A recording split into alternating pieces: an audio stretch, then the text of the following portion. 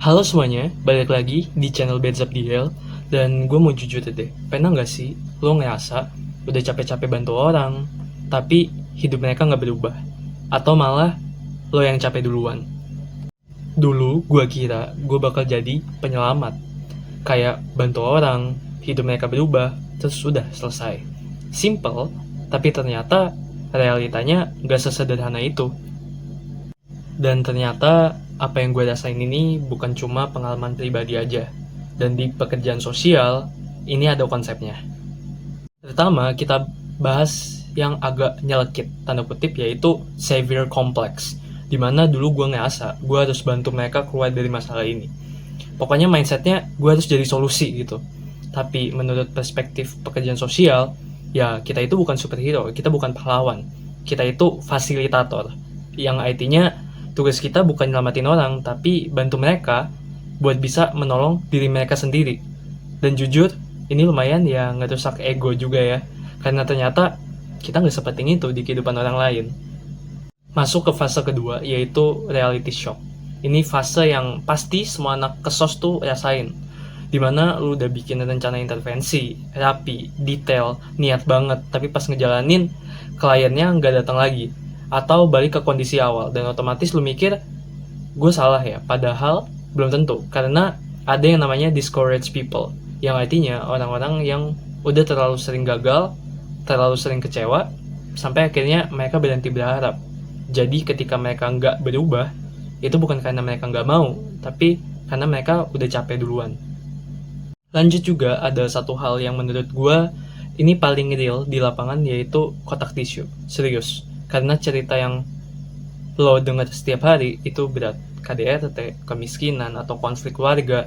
Dan kalau lo cuma fokus ke masalah mereka, lo bakal ikut tenggelam juga. Makanya di pekerjaan sosial ada pendekatan yang namanya strength perspective, dimana itu alih-alih kita nanya kenapa hidup lo berantakan, kita belajar banyak hal bahwa di tengah semua ini apa yang masih bertahan. Karena sekecil apapun itu bisa jadi titik awal untuk bangkit. Nah, ini juga dulu gue sering salah paham. Kadang gue mikir, ini orang kenapa sih susah banget dibantu? Tapi ternyata bisa jadi masalahnya bukan di orangnya, tapi di sistemnya.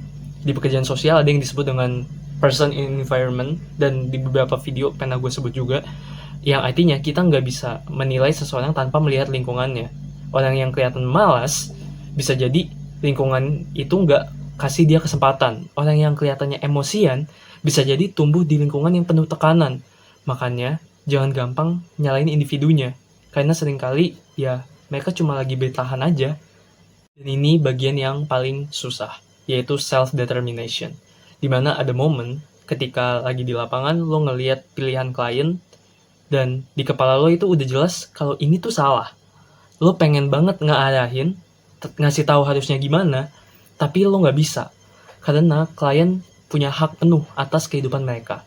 Dan bahkan kalau pilihan mereka nggak sesuai sama apa yang kita anggap benar, dan di situ kita belajar, lo belajar.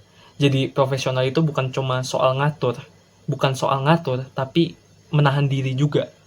Dan sekarang, gue mulai ngerti satu hal, jadi pekerja sosial itu bukan cuman jadi pahlawan, bukan soal jadi pahlawannya, tapi soal bisa tetap peduli tanpa harus merasa punya kendali penuh.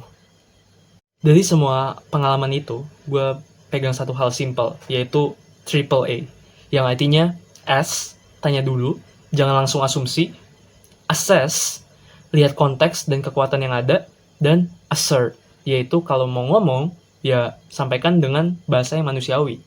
Karena pada akhirnya, setiap orang lagi berjuang dengan caranya masing-masing. Dan kita gak harus jadi penyelamat, cukup jadi orang yang mau ngerti aja. Jadi sekarang, gue mau tanya sama lo, lebih capek mana?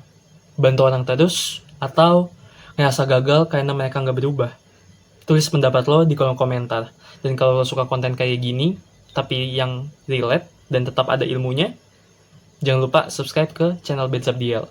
Sampai ketemu di video berikutnya.